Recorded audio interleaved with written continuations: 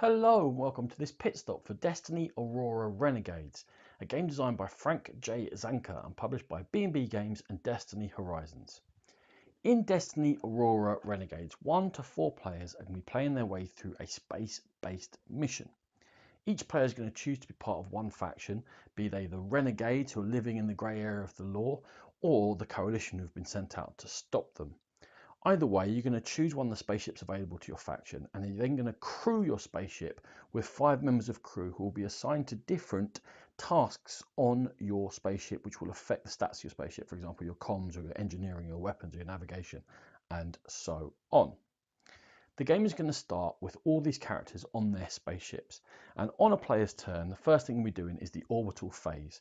In the Orbital Phase, everyone's going to get a chance to move their spaceship around, scan the area around them, possibly look to take some of this salvage which is on here, which will give them a shield recalibration unit, for example, to help heal their shields, or a cloaking device to make them more difficult to find, or possibly nothing. Or the reason they might be scanning to look at these things is some of them are explosions which will damage all the ships around them.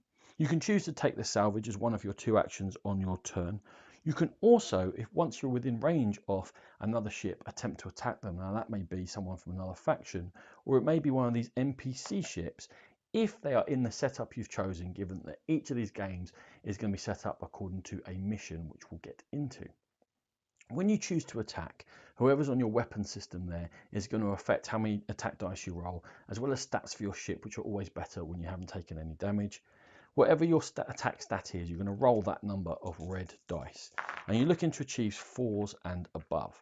And it's possible for you to get bonuses from some of your equipment or some of your characters, which will allow you to push some of your dice up. Any hit you've got above 4 is going to be counted as a potential hit against the other player, and they then get to roll an equal number of defense dice as the hits you've had. They then may well have stats which will let them affect the value on their dice. Then they get to pair these dice up, and any of the defense dice which are equal to or higher than the attack dice paired with it cancels that hit, and any which are lower allow the hit through. And in this case, the Renegades would have taken 2 ship damage from this attack by the Coalition. You can also attack, as I said, NPC ships, such as this one, which in this setup is a troop transport, which is going to be taking Solon Frey and his Zarathi warriors over onto this planet over here, which is where a lot of the action is going to be taking place. Because eventually you're going to make your way over to this planet and you're going to descend, and then you're going to unload 3 of your characters as a sort of away team, which will take part in the mission down here. Now, when you decide which characters you're going to put down there, they're going to unload off your ship, and then you're going to want to get your ship out of there again quickly because it's very vulnerable to attack from here, and you will be carrying on your orbital phases with your spaceships while the action is going on up there down on the planet. Once you do decide to unload certain members of your crew, you're going to flip over their cards, and they're going to have certain stats available to them, which is going to allow them to move around the board and enter these different areas. Now, I said you're going to choose a mission. For each mission, there's going to be a varied setup of the map. In this one, it's an Abduct the Princess mission, in which the Renegades are trying to abduct a member of royalty there over in that cave. And that cave central tile is the only tile that's set for this mission. And the rest of these are drawn from a stack, and there's loads of them, these corner and side tiles. And they have various effects on the game when you interact with them. For example, you can turn off the lights over in the data core, or you can dig for treasure over in the dig, or you can charge some of your items in this crystal core, and there are various effects around there.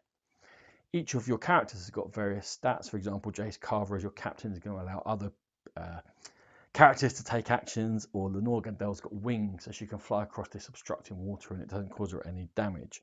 Rolf here can build grenades to throw into areas and attack. In this case, what everyone's trying to do is get past this creature who is a Crescent beast and make their way over to this princess and persuade her to come with them. Either the Coalition to rescue her and bring her home, I'm not sure she wants to go home, or if you're the Renegades, to persuade her to come with you, and then you're going to bounty her off. Once you're there, and certainly in this setup, there will be enemies and such like appearing. And when they do appear, they're going to be splitting their attacks against any of the coalitions which have made it down onto the surface so far. So in terms of attacks, it's very similar to when ships attack each other. You're going to check your character. You're also going to check any gear you've given them. Now, gear will come from, everyone's got a starting armory. You've also got the ability, much like salvage here, to interact with these items down where you can get pistols or maybe nothing, or a better rifle, or something like a personal shield projector.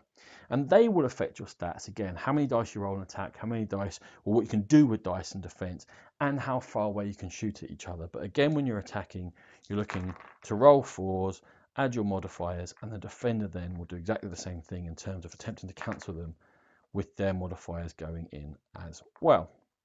If a character ever has its health reduced to 0, and one of your other characters will have to pick it up from the board and attempt to get it back to your ship, which will have to fly back to the planet and then have a medic on board, and you can possibly either swap in another character and leave your medic up there healing them, or just leave yourself short-handed down there. If you do manage to defeat any enemies, and they come with various stats, these warriors only take 3 hits, but their leader Silent Frey takes 9, for example, you will then be able to earn some money, which you'll be able to pick up. And that really only comes into play in campaign play, because you can play Destiny Aurora either as a one-off, one-shot mission, or a series of linked missions into a campaign. There are other ways to earn money. For example, if you collect goods from down here and you haven't completely used them up, you'll have to sell them at the end of a mission. And also, each character will be given a bounty for one of the characters on the other team. If you manage to capture them, now you can either defeat them on a planet, or if you've attacked a spaceship enough and you're adjacent to it and their shields have been completely weakened, you can start boarding them and attacking any characters which are left on there, and you can capture them then and heal them up. And even in campaigns, you can put them in your brig and try and persuade them to join your team, and all sorts of skullduggery. Once we've done the orbital phase, in which we're flying around, attacking each other and exploring, and we've done the planet surface phase, in which all of the players have acted and then also the NPCs have acted, we're always going to get a world event. Now, you can set the length of the game by limiting the size of this world event deck, but something's going to happen. It may be up here in the stars, there might be a fighter attack from aliens, or there might be a meteor storm which will damage everyone, or it may be down on the planet, where there could be a rejuvenation where everyone heals because there's been some lovely berries growing, or a creature attack in which another huge creature is going to appear, or it could be a quake which will damage everyone who's outside the central tile, or an enemy attack in which more enemies, maybe these dregs, appear and they just start attacking everyone because they're friends with no one. Now, as well as all this attacking going on, there are also stealth rules. You can take a stealthy character, and rather than fighting this huge creature, you can attempt to sneak past it by using your stats, and any enemies near you will come towards you and attempt to find you. Depending on how good they are at searching, they may ignore you, and you may be able to sneak your way through. So there are different tactical options in the missions. Whichever way you do attempt to complete the mission, eventually someone is going to be the winner. Now, in this case, you can either play that one person has taken the princess back to their ship and that's the end of it, or you may want to play longer in that the ship has got to get back to their home planet, and then that person will have won the mission. If you win a mission, again, you're going to get a bonus in a certain amount of these credits. And then if you're playing just a one-off, that's game over and you can move on and reset and play again. If you're playing as part of a campaign, there are 17 missions in the base game, and they can be linked into 3 different types of campaign, and you choose whether you want to play between 3 and 5 missions in the campaign. When you've played that number of missions, there is a grand finale which will decide the fate of the galaxy, which you'll play through, and whoever wins that grand finale or the one-off mission will be the winner of Destiny Aurora Renegades. This has been a Game Pit Pit Stop. For more videos like this, check out our YouTube channel. For more in-depth coverage of gaming, please find the Game Pit Podcast. Thanks.